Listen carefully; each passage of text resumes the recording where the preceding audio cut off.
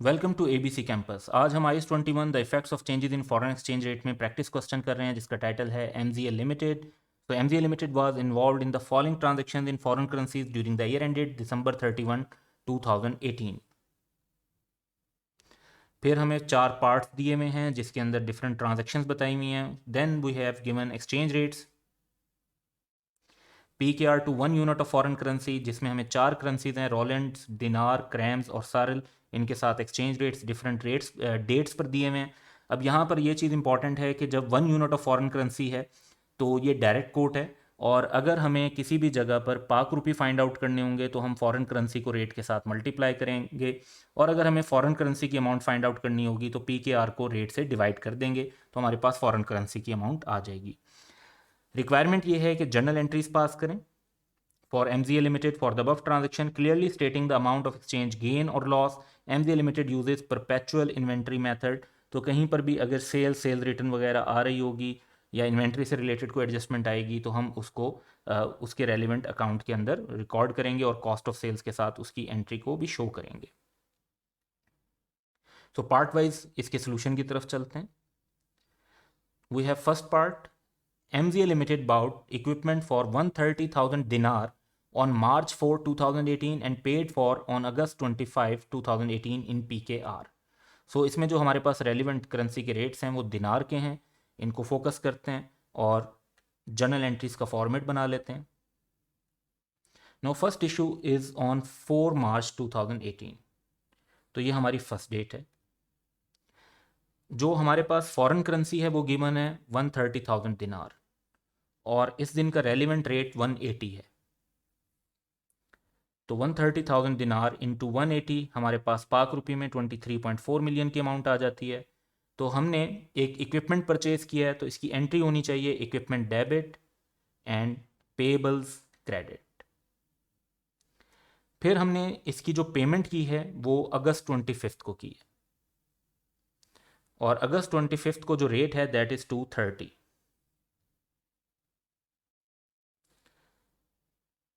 सो 25 अगस्त को 130,000 दिनार को 230 के रेट पे कन्वर्ट करते हैं तो 29.9 मिलियन बनते हैं। यानी जब हमें पेमेंट करनी पड़ी तो हमें बैंक से 29.9 मिलियन देने पड़े।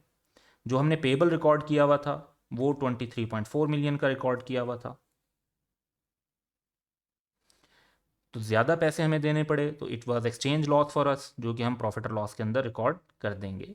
इक्विपमेंट जो है वो मॉनेटरी आइटम है, उसकी कोई ट्रांसलेशन नहीं होगी ईयर एंड पर और अदरवाइज, अनलेस के इक्विपमेंट की कोई फेयर वैल्यू वगैरह होती है तो फिर हम करते। अदरवाइज जो मॉनेटरी आइटम कॉस्ट पे कैरी हो रहे होते हैं उनकी सब्सिक्वेंट रीमेजरमेंट में एक्सचेंज गेन या लॉस का इम्पैक्ट नहीं आता, कोई एक्सचेंज डिफरेंस रिकॉर्ड नहीं किया जाता।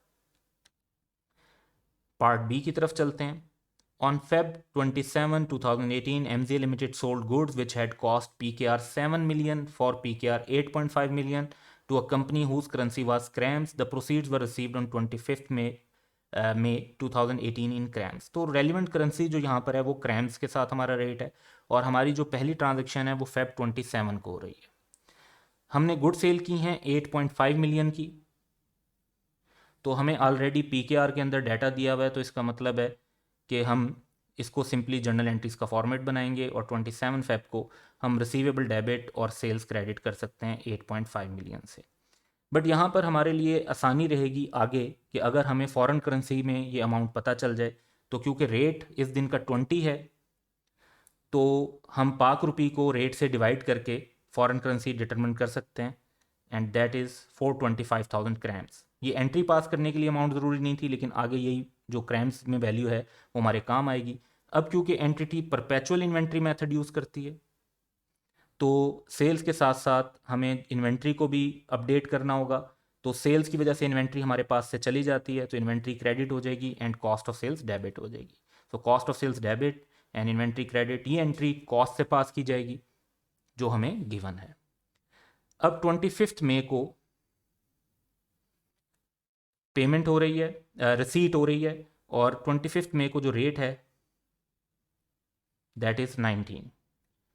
सो ऑन 25 में 425,000 क्रैम्स 19 के हिसाब से हमें अगर रिसीव होंगे तो that would B 8.075 million in पाक रुपीज़। तो बैंक डेबिट हो जाएगा। हमारा जो रिसीवेबल ऑलरेडी रिकॉर्डेड है वो 8.5 मिलियन का है, ये हम डीरेकग्नाइज कर देंगे। और एज अ डिफरेंस हमारे पास एक्सचेंज लॉस आ जाएगा, क्योंकि जितने का रिसीवेबल था उससे हमें कम पैसे रिसीव हुए हैं, तो 425,000 का हम एक्सचेंज लॉस रिकॉर्ड कर लेंगे। नेक्स्ट पार्ट की तरफ चलते हैं।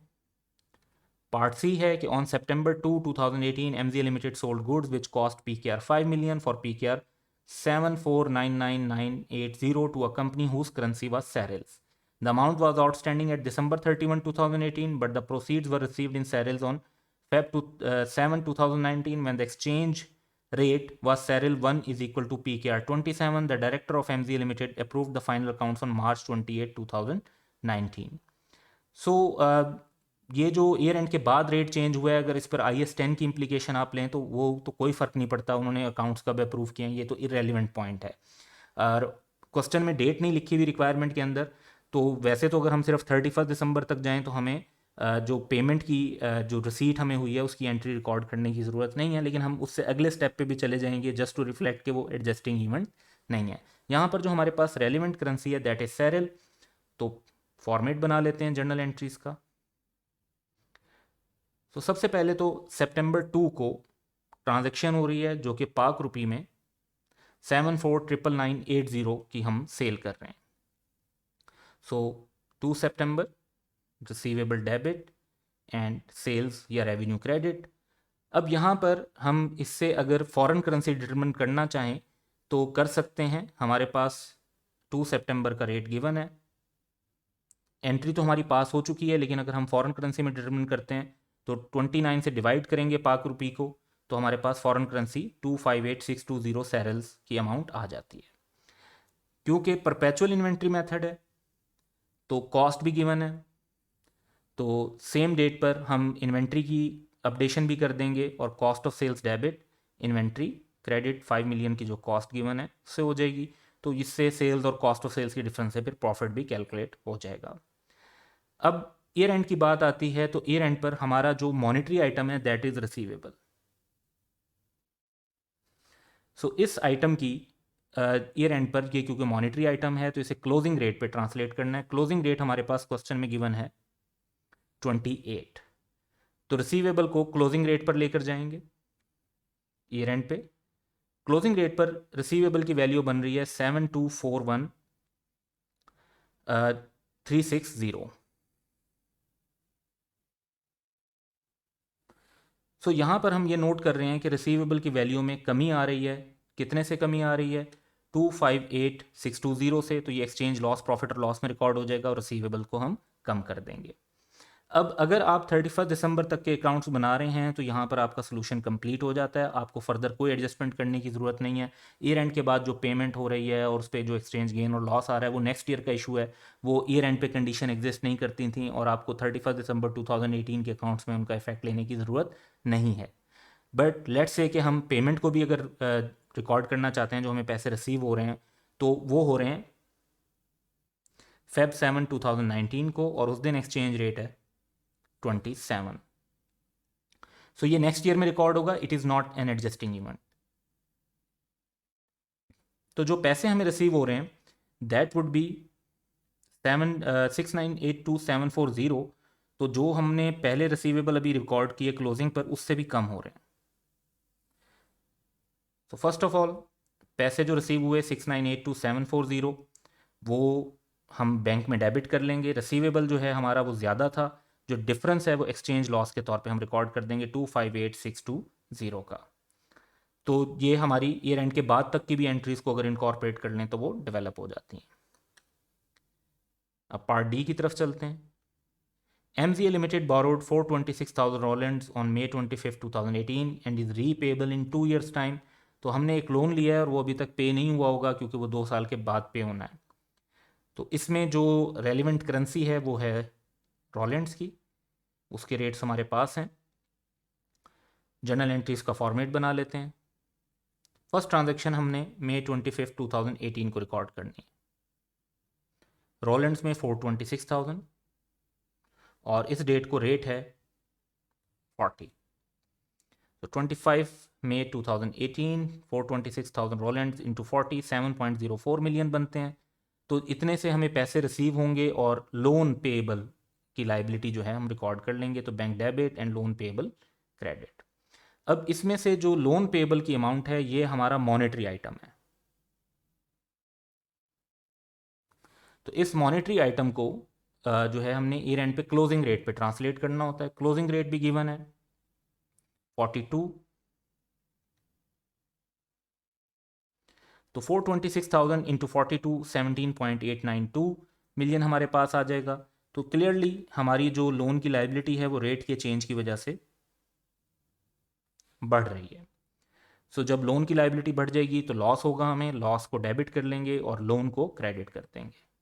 Exchange loss debit and loan payable credit. So ये इस क्वेश्चन के 4 पार्ट्स थे और उनकी जर्नल एंट्रीज की रिक्वायरमेंट थी जो हमने पूरी कर ली। दैट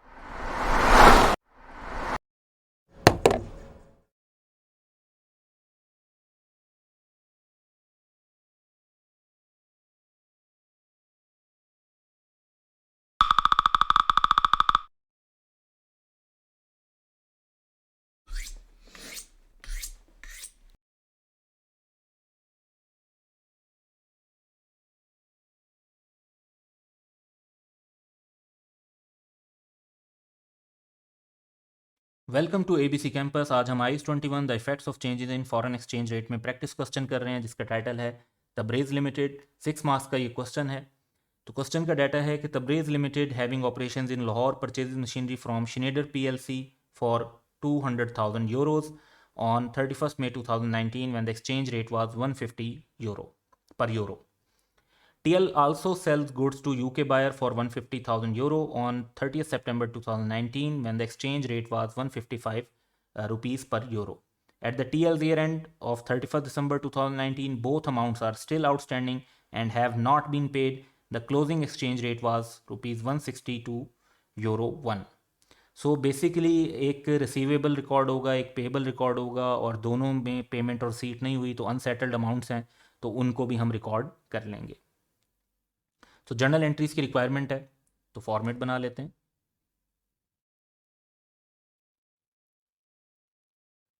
फर्स्ट ट्रांजैक्शन 31 मई 2019 को यूरोज में 200,000 और रेट है 150। सो 200,000 यूरो इंटू 150 रुपीज़ 30 मिलियन बनते हैं। तो हमने क्या परचेज किया है? मशीनरी परचेज की है। तो property plant equipment debit and payables credit. Next हमारे पास 30 सितंबर की ट्रांजैक्शन है जिसमें 150,000 यूरोज हैं और रेट इस दिन का था 155 रुपीज़ पर यूरो।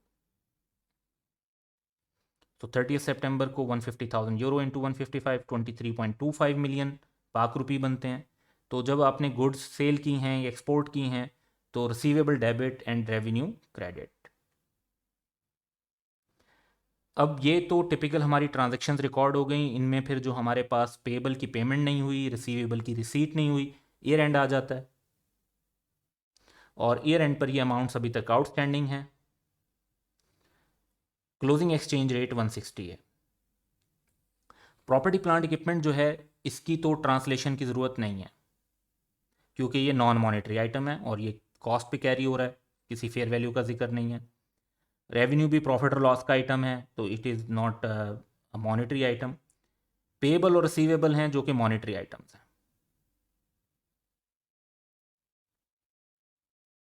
और इनको हमें क्लोजिंग रेट पे ट्रांसलेट करना है। इनको हम एक कंबाइन एंट्री में भी कर सकते हैं लेकिन इजी समझने के लिए अलग अलग एंट्री पास कर लेते हैं। तो पहले पेएबल को एडजस्ट करते हैं। तो पेएबल के यूरोज हमारे पास हैं 200,000 यूरो 31 दिसंबर को। 160 का क्लोजिंग रेट अप्लाई किया 32 मिलियन। अब ऑलरेडी जो आपने रिकॉर्ड किया हुआ है वो आपने रिकॉर्ड किया हुआ है 30 मिलियन पे और अब उसकी वैल्यू 32 मिलियन बन रही है आपके पेएबल की। इट मीन्स कि आपको ज़्यादा अमाउंट पे करनी पड़ेगी। रेट इस तरीके से चेंज हुआ है तो आपके लिए ये लॉस है। लॉस को डेबिट करेंगे और पेएबल की लाइबिलिटी इंक्रीज कर देंगे। इसके बाद रिसीवेबल को देखते हैं, तो रिसीवेबल में भी जो हमने पहले रेट रिकॉर्ड किया हुआ था दैट वाज 155 और क्लोजिंग रेट 160 है। तो 31 दिसंबर ईयर एंड पर 150,000 यूरो को 160 पे ट्रांसलेट करते हैं तो 24 मिलियन बनते हैं। तो पहले 23.25 का रिसीवेबल था, अब 24 मिलियन का रिसीवेबल है। तो अब हमें पहले से ज़्यादा पैसे मिलने की एक्सपेक्टेशन है, तो हमारा रिसीवेबल एसेट इंक्रीज होगा, तो ये हमारे लिए गेन है। रिसीवेबल को डेबिट और एक्सचेंज गेन को प्रॉफिट और लॉस में क्रेडिट कर देंगे। तो ये जो डिफरेंस है 0.75 का, इससे ये एंट्री पास हो जाएगी।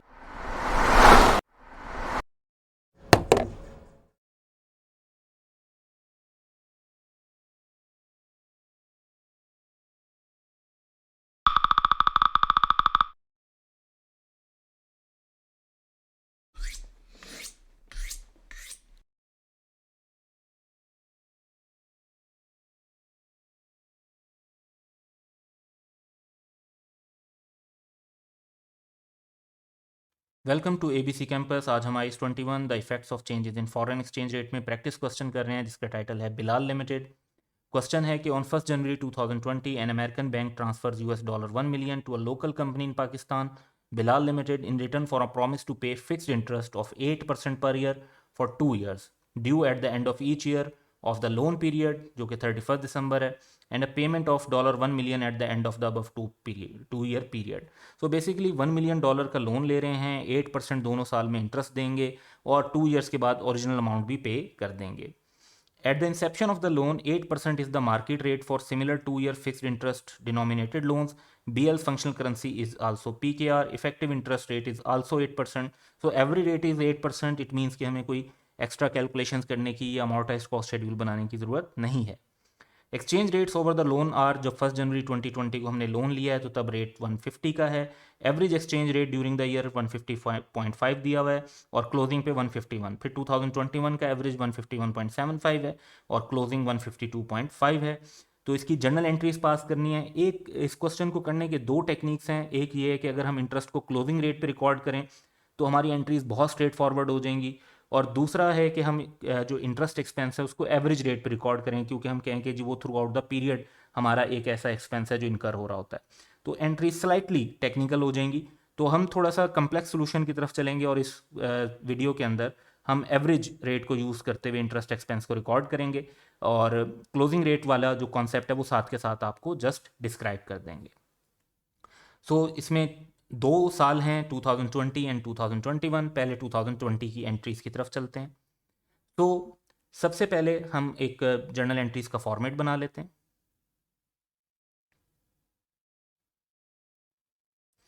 अब फर्स्ट जो इशू है वो ये है कि हमारे पास 1 जनवरी 2020 को 1 मिलियन का लोन हमने रिसीव किया है और तब रेट 150 का है। तो ऑन 1 जनवरी 2020 $1 million 150 के हिसाब से ₹150 million बन जाएंगे। तो bank debit and loan as a financial liability हम क्रेडिट कर देंगे। नेक्स्ट, जब ईयर एंड आएगा तो हमें इंटरेस्ट रिकॉर्ड करना है। इंटरेस्ट हमारे पास है 8%। तो इंटरेस्ट को अगर हम एवरेज रेट पे रिकॉर्ड करें तो क्या पोजीशन बनेगी, और उसमें 8% अगर पहले कैलकुलेट कर लेते हैं तो डॉलर्स में क्योंकि हमने पे करना है, तो $1 million का 8% वुड बी $80,000। अब इंटरेस्ट एक्सपेंस अगर हम एवरेज रेट पे रिकॉर्ड करते हैं सो दैट वुड बी 150.5, और जो पेमेंट हम कर रहे होंगे वो तो ईयर एंड पे कर रहे हैं, दैट वुड बी 151।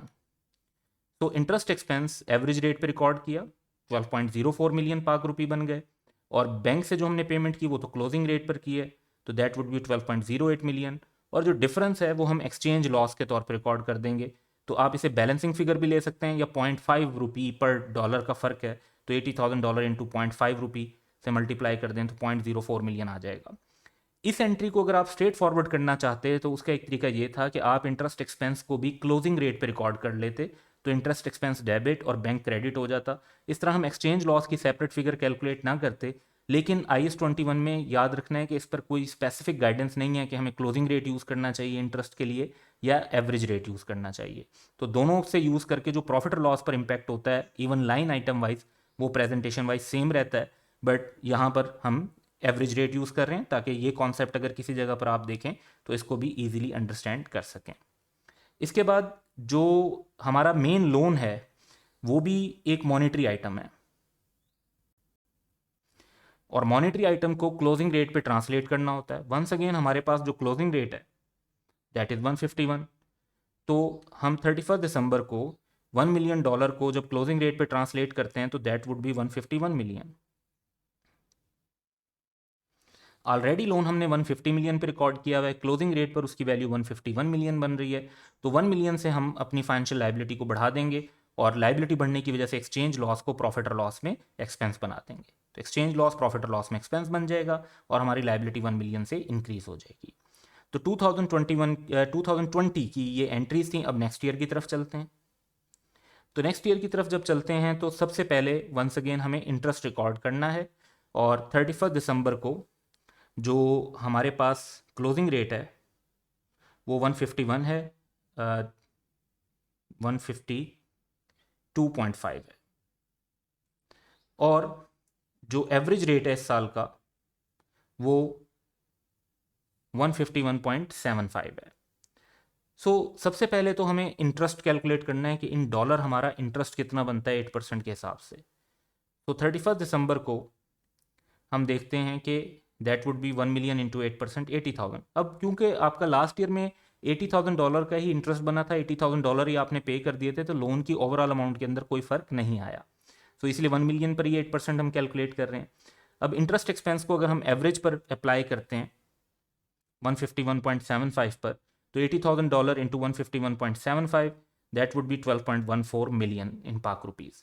जो पेमेंट होगी वो जाहिर बात है ईयर एंड पर हो रही है, तो 31 दिसंबर की रेट अप्लाई होगा, दैट वुड बी 152.5, और ये पाक रुपये में 12.20 मिलियन बन जाएंगे। इन अमाउंट्स का जो डिफरेंस है दैट इज़ 0.06 मिलियन, या अगर आप रेट में डिफरेंस देखें तो दैट इज़ 0.75। तो $80,000 पे 0.75 वुड ऑल्सो भी 0.06 मिलियन। ये एक्सचेंज लॉस प्रॉफिट और लॉस के अंदर हम रिकॉर्ड कर देंगे। अब अगर आप क्लोजिंग रेट पे रिकॉर्ड करते तो क्लोजिंग रेट पर ही इंटरेस्ट एक्सपेंस डेबिट कर दें और बैंक की पेमेंट रिकॉर्ड कर दें तो वो भी 12.20 बनते, और अभी भी एक्सपेंस जो है वो इंटरेस्ट एक्सपेंस और एक्सचेंज लॉस का मिला के जो है दैट इज़ 12.20 इन कम्बिनेशन। मज़ीद जो हमने लाइबिलिटी रिकॉर्ड की हुई है फाइनेंशियल लाइबिलिटी ओरिजिनल लोन की, अब उसको पे करने का टाइम आ गया है, क्योंकि 2 ईयर पीरियड के एंड पर हमने उसको पे करना है। अब जब पे कर रहे हैं तो that would be once again 31 December 2021 की डेट रेलिवेंट है।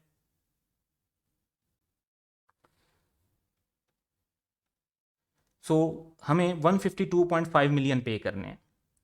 तो बैंक से तो इतने पैसे हमारे पास से चले जाएंगे। लाइबिलिटी जो हमारी लास्ट ईयर के एंड पर रिकॉर्ड हो रही है वो पहले हमने 150 की रिकॉर्ड की थी, फिर उसको ट्रांसलेट किया था 151 पे, तो वो 151 पे रिकॉर्ड हो रही है लास्ट टाइम, और वी हैव टू पे 1.5 मिलियन एक्स्ट्रा। जो हमें एक्स्ट्रा अमाउंट पे करनी पड़ी that is loss for us, तो वो एक्सचेंज लॉस प्रॉफिट और लॉस के अंदर हम रिकॉर्ड कर देंगे। तो ये हमारी पेमेंट की एंट्री भी रिकॉर्ड हो जाएगी। ये इस क्वेश्चन का इशू था कि इसमें एक लोन, उसके इंटरेस्ट और फिर लोन की रीपेमेंट को हमने रिकॉर्ड करना था। Welcome to ABC campus. आज हमारा सब्जेक्ट है फाइनेंशियल अकाउंटिंग एंड रिपोर्टिंग 2, और इसमें हम जो टॉपिक कवर कर रहे हैं वो है IS-21 the effects of changes in foreign exchange rates. हमारा कंटेंट है आज का पास्ट एग्ज़ाम आटम 2019 में कॉपर लिमिटेड क्वेश्चन का टाइटल है, क्वेश्चन नंबर 1 था ये आटम 2019 में, और 8 मार्क्स का ये क्वेश्चन है। And I am your facilitator Kashif Adeel. तो क्वेश्चन की तरफ मूव करते हैं। तो क्वेश्चन में आप देख सकते हैं कि कॉपर लिमिटेड का जो ईयर एंड हमें फोकस करना है दैट इज़ 30 जून 2019, और रिक्वायरमेंट भी ये है कि आपने जर्नल एंट्रीज पास करनी है in CL's books to record the above transaction for the year ended 30 June 2019। अब इसको अगर हम अब बेस बनाते हैं तो हम देखते हैं कि जी डाटा क्या है। On 1 October 2018 CL imported a machine from China for $250,000 against 60% advance payment which was made on 1 July 2018। तो इस क्वेश्चन में एक एडवांस पेमेंट है, the remaining payment was made on 1 अप्रैल 2019, तो रिमेनिंग पेमेंट भी उसके बाद कर दी गई। तो मशीन की इंपोर्ट है, एडवांस पेमेंट है और रिमेनिंग पेमेंट है। उसके बाद है कि जी on 1 January 2019 CL sold goods to a Dubai based company for $250,000 40,000। अब ये गुड्स की सेल आ गई। On credit CL receive 25% amount, तो कुछ पैसे रिसीव हो गए हैं। However the remaining amount is still outstanding, तो कुछ पैसे जो हैं वो अभी तक अनसेटल्ड हैं और उसकी अकाउंटिंग हमें करनी पड़ेगी। तो एक्सचेंज रेट्स हमें दिए हुए हैं साल के स्टार्ट की डेट से लेके साल की एंड की डेट तक, और इवन एवरेज रेट दिया हुआ है। तो जहाँ पर अगर कोई ट्रांजैक्शन होती है और उसके अंदर हमें स्पेसिफिक डेट का रेट गिवन नहीं होता, तो इनकम और एक्सपेंस है तो हम एवरेज रेट को यूज़ कर सकते हैं। लेकिन एवरेज रेट यूज़ करना मे बी अप्रोप्रिएट ना हो इन अकॉर्डेंस विद IAS 21, क्योंकि आप देख रहे हैं कि जो रेट है उसके अंदर बहुत ज़्यादा फ्लक्चुएशन शो की गई है 121 टू 163। तो एवरेज रेट तब अप्रोप्रिएट होता है यूज़ करना जब रेट के अंदर उस गिवन पीरियड में बहुत ज़्यादा फ्लक्चुएशन ना हो। तो ये हमारी क्वेश्चन की अंडरस्टैंडिंग है, और इसके बेस पर अब हम आगे चलते हैं और क्वेश्चन को डिस्कस करते हैं कि हमें क्वेश्चन अटेम्प्ट कैसे करना चाहिए।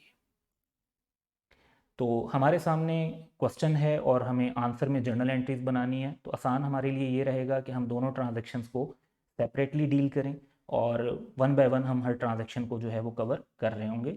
तो क्वेश्चन की तरफ दोबारा आते हैं और फिर दोनों ट्रांजैक्शंस को हम सॉल्व करते हैं।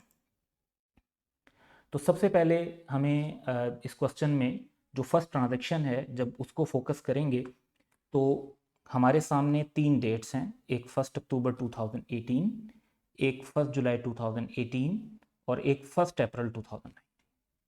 तो पहली जो इसमें से टाइमलाइन के हिसाब से डेट बनती है वो 1 जुलाई 2018 की बनती है, जिसमें हमने 60% एडवांस पे किया है $250,000 का, और इस डेट पे जो रेट है दैट इज 121।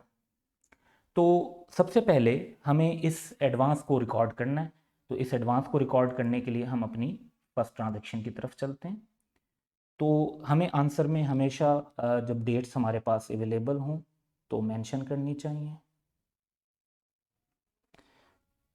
तो एडवांस पेमेंट हमारा एक एसेट है और पेमेंट हमने की है तो बैंक क्रेडिट हो जाएगा। अब पेमेंट हमने कितने की है, $250,000 थे, हमने उसका 60% अमाउंट पे किया और रेट था 121।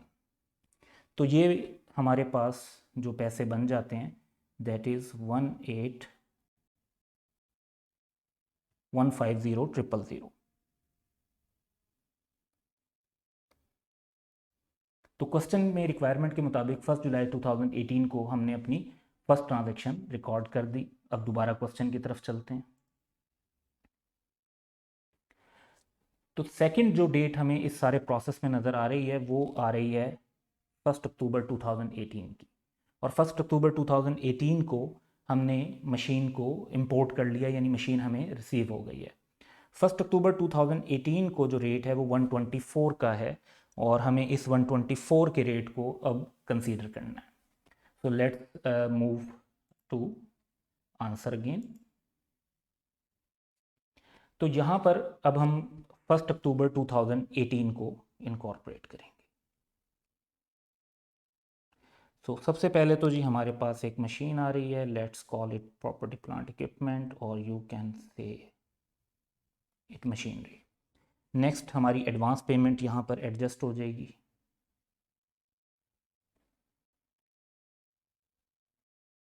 एडवांस पेमेंट की वैल्यू हमें ऊपर दी हुई है फर्स्ट एंट्री में जो हमने डिटरमिन की थी, और कुछ अमाउंट जो 40% की अमाउंट है वो अब हमारे लिए पेएबल बन गई है, हमारी लाइबिलिटी बन गई है कि हम मशीन ले चुके हैं लेकिन अभी तक हमने उसकी पेमेंट नहीं की। तो इस पेएबल को कितने पे रिकॉर्ड करेंगे, $250,000, 40% अमाउंट है इसकी, और इस वक्त जो रेट है वो 124 है अक्टूबर में। तो इस हिसाब से जो हमें पैसे देने हैं वो 124,000 बनते हैं। अब दोनों को ऐड करें तो हमारे पास मशीनरी की अमाउंट आ जाती है कि इतने पैसे हम दे चुके हैं, इतने पैसे हमने देने हैं। तो मशीनरी की कॉस्ट जो हमारे लिए है दैट इज़ 3550,000। अब ये सेकेंड एंट्री भी हो गई। तो अब हम चलते हैं और देखते हैं कि क्वेश्चन के अंदर नेक्स्ट किस डेट के बारे में बात की जा रही है। तो क्वेश्चन में जो नेक्स्ट बात की जा रही है वो है 1 अप्रैल 2019 की, जब रिमेनिंग पेमेंट कर दी गई। तो 1 अप्रैल 2019 जो है वो यहाँ पर हमारे पास रेट गिवन है। तो इस दिन रेट जो है वो 140 का है और इस दिन हमने रिमेनिंग पेमेंट कर दी। अब रिमेनिंग पेमेंट करते हुए रेट चेंज हो गया है। पहले हम देख रहे हैं कि रेट 124 है, तो एक्सचेंज डिफरेंस अराइज होगा और उसको हमें रिकग्नाइज करना होगा।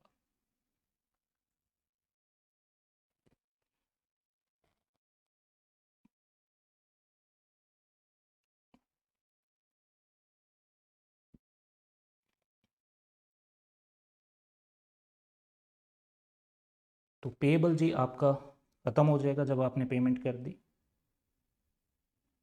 अब आपने पेमेंट कितने की? रिकॉर्ड तो आपने 124 के रेट पे की थी, लेकिन पेमेंट वाले दिन तक रेट चेंज हो चुका है। तो $250,000 का 40% और रेट अब आपके पास है 140। तो जो आपको पेमेंट करनी पड़ी वो करनी पड़ी 14 मिलियन की। अब आपने पेएबल रिकॉर्ड किया हुआ था 12.4 मिलियन का, आपको पेमेंट करनी पड़ रही है 14 मिलियन की। तो इट मीन्स कि आपको 1.6 मिलियन से एक्स्ट्रा पेमेंट करनी पड़ी। ये आपका एक्सचेंज लॉस है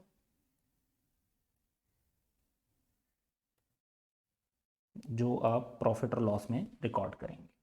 तो ट्रांजैक्शन 1 की रिकॉर्डिंग इस तरह से हमारी कंप्लीट हो जाती है। और अब हम दोबारा क्वेश्चन की तरफ चलते हैं और सेकंड ट्रांजैक्शन को फोकस करेंगे।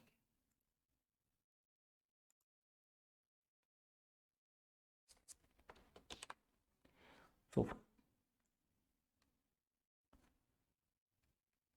लेट्स हाइड द एनोटेशंस जो हमने ट्रांजैक्शन 1 में यूज़ की, ताकि ट्रांजैक्शन 2 पे हम अलग से फोकस कर सकें। सो सेकंड ट्रांजैक्शन की तरफ जब हम आते हैं तो हमारे सामने एक तो 1 जनवरी का डाटा है और 1 जनवरी 2019 में जो है आपने गुड सेल की हैं और फिर अप्रैल में आपको गुड्स मिली हैं। तो हम यहाँ पर करते हैं जी 1 जनवरी, 1 अप्रैल और कुछ अमाउंट अभी तक आउटस्टैंडिंग है। तो सबसे पहला जो प्रोसेस इसके अंदर हमें नज़र आ रहा है वो तो 1 जनवरी का है और 1 जनवरी को रेट जो है वो 137 का है। तो इस पर हमने रिकॉर्ड करना है और हमारे पास जो ट्रांजैक्शन है वो $40,000 की है। तो $40,000 की इस ट्रांजैक्शन को रिकॉर्ड करने के लिए हम आंसर की तरफ चलते हैं और अब हम ट्रांजैक्शन 2 को फोकस करेंगे। अच्छा, ट्रांजैक्शन 2 को फोकस करते हैं जी। पहली डेट हमारे पास 1 जन 2019 है। हमने क्रेडिट पर गुड सेल किए हैं।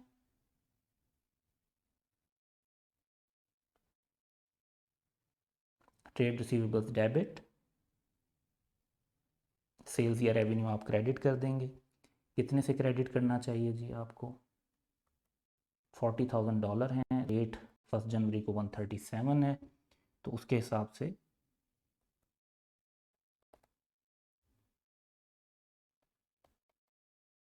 5480,000 इस पर हमारी सेल्स रिकॉर्ड हो जाएगी। तो ये हमारी फर्स्ट ट्रांजैक्शन है।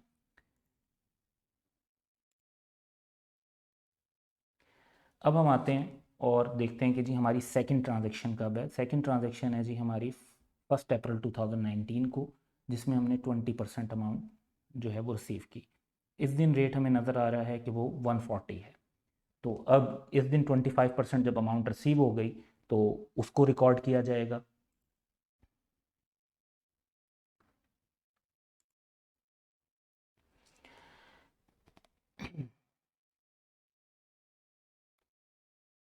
तो जो ये पैसे हमें मिले तो कितने मिलेंगे जी?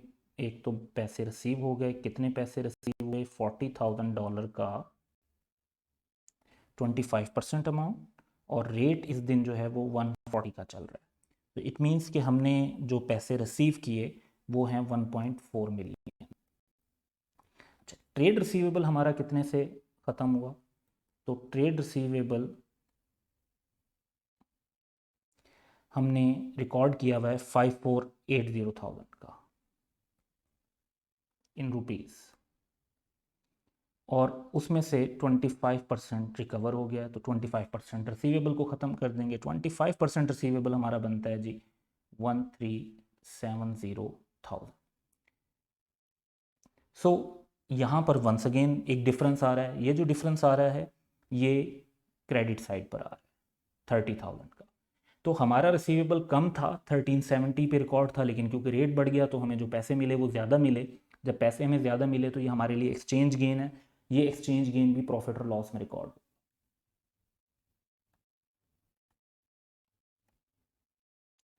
इसके बाद जी हम चलते हैं नेक्स्ट ट्रांजैक्शन के लिए। और वैसे तो नेक्स्ट ट्रांजैक्शन कोई नहीं हुई, लेकिन हमें ये पता है कि कुछ पैसे जो रिमेनिंग अमाउंट के हैं वो स्टिल आउटस्टैंडिंग हैं। तो ईयर एंड पर जो मॉनेटरी आइटम होता है, रिसीवेबल, पेएबल, कैश, ये मॉनेटरी आइटम्स हैं, इनको क्लोजिंग रेट पे ट्रांसलेट करना होता है। क्लोजिंग रेट है जी आपके पास 163।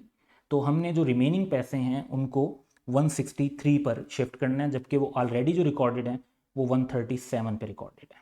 तो 137 से 140 पर 25% आपको मिल गए। 75% जो है वो उनकी वैल्यू बढ़ गई रिसीवेबल की आपके लिए, क्योंकि पहले आपने 137 के हिसाब से बुक किया था रिसीवेबल, लेकिन जो आपको एक्चुअल कैश मिलेगा वो 163 का मिलेगा। तो ईयर एंड पर जी ये एडजस्टमेंट होगी 30 जून 2019 और हमारे रिसीवेबल्स की वैल्यू बढ़ जाएगी। कितने से बढ़ेगी? तो उसके लिए हम एक कैलकुलेशन कर लेते हैं जी। $40,000 हैं, उसमें से 75% तक रिसीवेबल हैं और रेट का फर्क है 160 हो गया, पहले रेट 137 था। तो इन दोनों का आप नेट करके डायरेक्ट भी लिख सकते हैं और कंबाइन भी इस तरह लिख सकते हैं कि तो जितने पैसों का फ़र्क आया है, जितने रुपीज़ का फ़र्क आया है, उतने से ही आपको रिसीवेबल इंक्रीज़ हो गया। तो ये अमाउंट अगर हम कैलकुलेट करते हैं 40,000 into 75% into difference of 163 and 137, that is 26 rupees precisely. तो ये हमारे पास जवाब आ जाएगा 780,000। अब रिसीवेबल की वैल्यू बढ़ गई है तो ये भी हमारे लिए एक्सचेंज गेन है।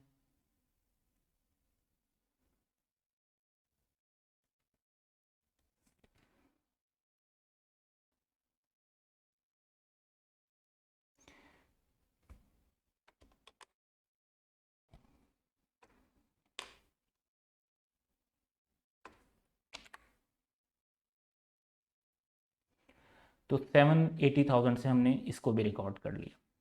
यहाँ पर हमारा जो आंसर है वो कंप्लीट हो जाता है।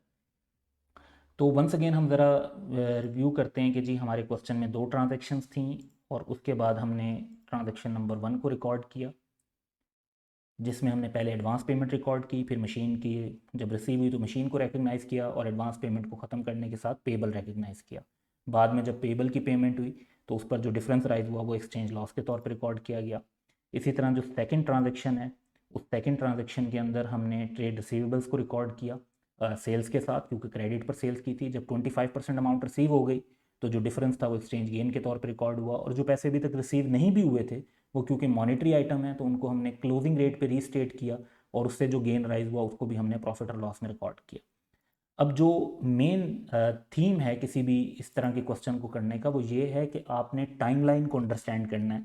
आपने जो क्वेश्चन में आपके पास जो डेट्स गिवन है उनको जहन में रखते हुए आपने काम करना है, और उसी की बेस पर अगर आप चलेंगे तो आपका जो सीक्वेंस है वो प्रॉपरली मेंटेन होगा। वंस अगेन अगर हम देखें तो दोनों ट्रांजैक्शंस में हमारा डेट्स का फोकस किस तरीके से काम करता है उस पर हम डिस्कस करते हैं।